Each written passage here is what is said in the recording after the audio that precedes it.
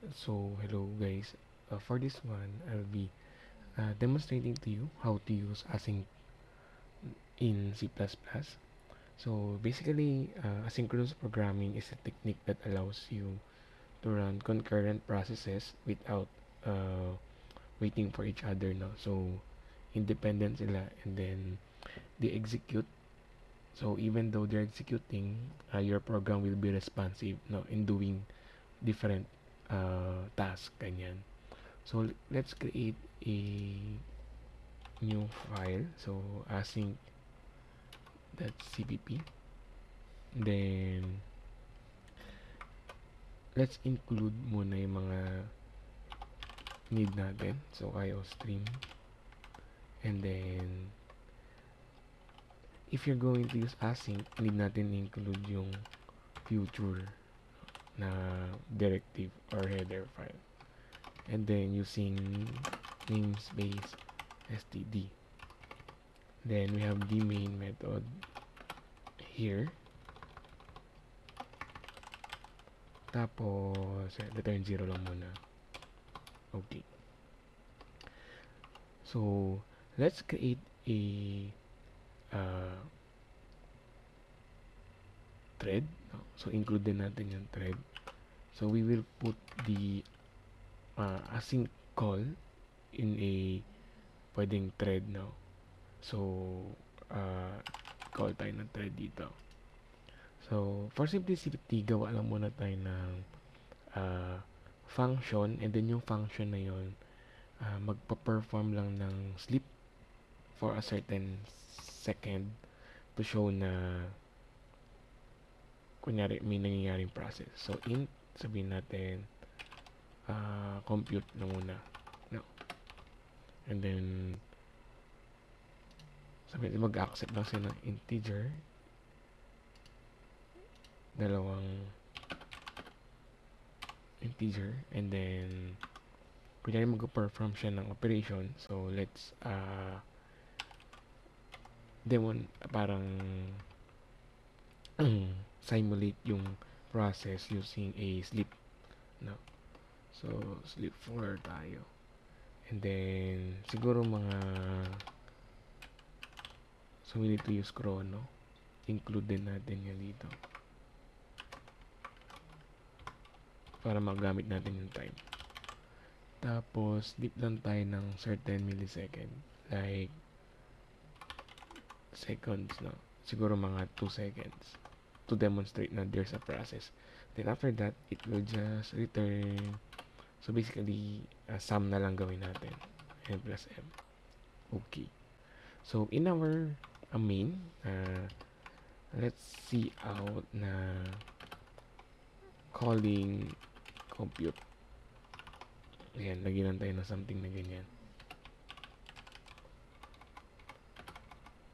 So basically, we'll just call the compute function in using async pala. So basically, we won't need this one pala, no? Kahit wala siya. So, async and then your function name, which is compute. Then yung parameters, kunyari, 2 and 5. We will be adding that one. So, in this part, no, we call yung async. There's a chance na main thread will end or do something, no? While yung compute hindi pa natatapos. Since asynchronous sila, they don't need to wait for each other. So, the compute function will just execute on its own.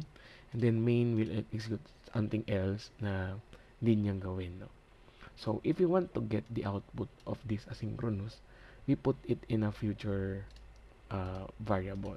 So, future int. Kasi int yung return niya. And then, the future allows you to parang wait, no? Until matapos yung result. And then, tsaka niya makakuha yung value, no? So, result equals to async. Ayan. Pag wala to, you'll encounter ng error. and then let's run the see out the result is, and then to extract the value from the result variable, since when we call this one, di naman to agad magbibigay ng output, no? So you need to wait, di ba? So paano mo ma-sure na pag kinol mo yung result, meron na talaga siyang value? So we need to use yung method na get, no? So yung get will just give you a value once tapos na yung process mangyari. Ayan. And then ml lang, tapos sabihin natin dito main is done, no? Tapos na siya mag-run. And then let's execute this one. Yan, as you can see, mag-compile lang siya. So calling compute, and then the result, nakita niyo nag-wait siya before lumabas yung 7, no?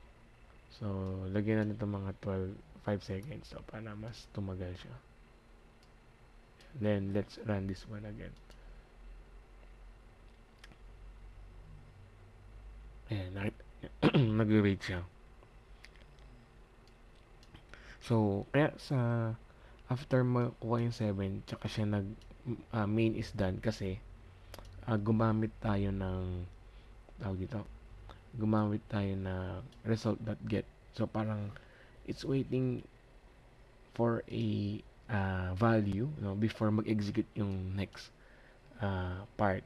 So in case hindi natin pa i-get yung result, no, pakita ko sa inyo na hindi pa natin kukunin yung result. So alisin muna natin to, itong part na to, i-comment out natin, no?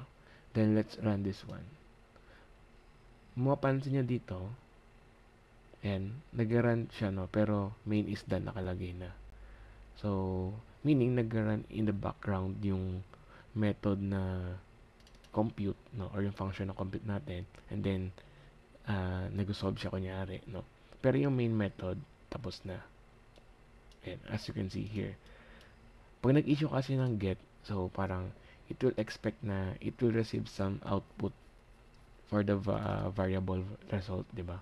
So kaya hindi agad siya nagpo-proceed katulad dun sa previous example, this one. Hintayin niya muna makuha yung 7 before siya nag-proceed, no. Ayan. So basically, you can just store them in a result, di ba? Pakita ko sa inyo. So as you can observe, main is done, no? Pero nagko-compute pa rin to. Then after niya mag-compute, tsaka nagkaroon ng value yung result. So pakita natin na nakukuha pa rin yung result. Ilipat natin yung cout ng result sa dulo. Ayan. Mag-nl na lang tayo. So then let's run this one again. So since we change yung makita nyo tapos na yung main method, pero si result naghihintay pa ng value to be returned by the async function, no? Or yung async natin na compute. Ayan. So that's how you use async.